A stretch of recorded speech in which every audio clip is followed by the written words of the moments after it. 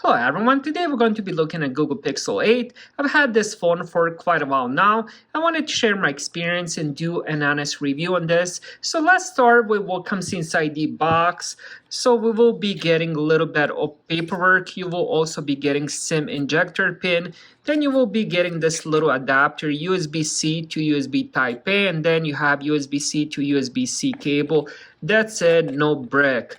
So that's what comes inside the box. Let me show you next how the phone looks. So we have 6.2-inch screen. It is mostly screen. There's a little bit of bezels going all the way around, but screen to body ratio is pretty good at 87%.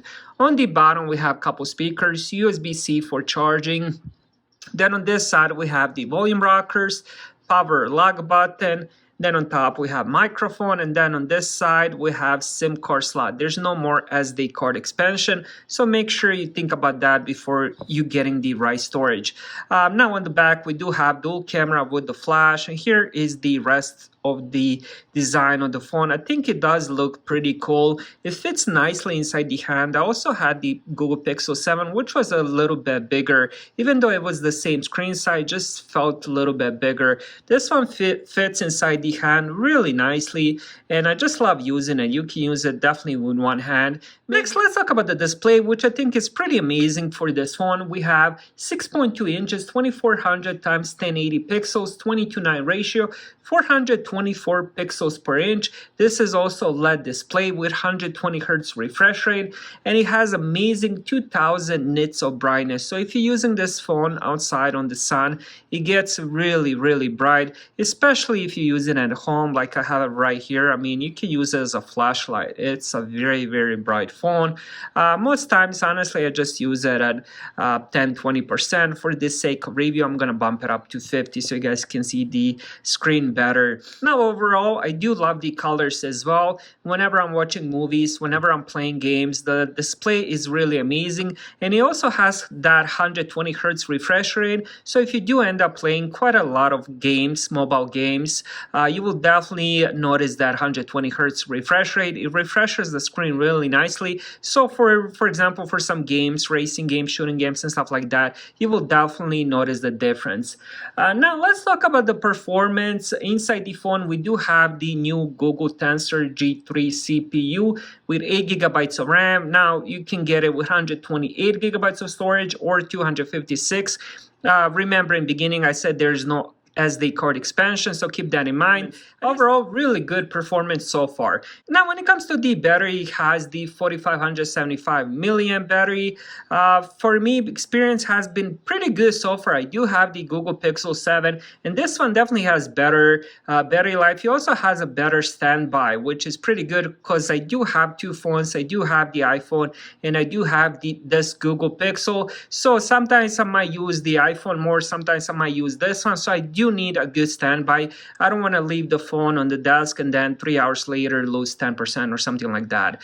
This one does have good standby and does have pretty good battery life. I can easily get throughout the day with just one charge, and I do end up doing quite a lot of stuff on the phone, including recording, playing games, and stuff like that. Now when it comes to the cameras, we do have dual cameras on the back, 50 megapixel main with the aperture of 1.7, and then we also have 12 megapixel ultra wide with the aperture of 2.2. This of course can record in the 4K at 60 FPS, and also of course records in the 1080p at 240 frames per second. It also has a 10.5 megapixel front-facing camera, which can also record in the 4K at 60 FPS, which is just crazy because, for example, I do have iPhone 13, and that one can only record 4K at 30 FPS on the rear cameras, but this one does 4K at 60 FPS on the front camera. I ended up doing some hikes in nature, and I took this phone and recorded a couple videos, especially in the car as I'm driving,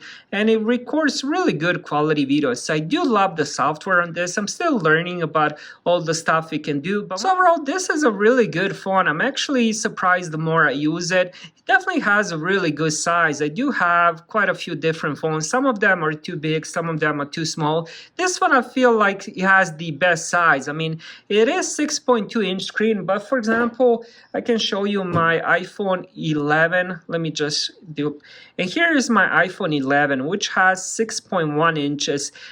This one is, I believe, 85% screen to body ratio, so it definitely has some bezels, but this one has this too.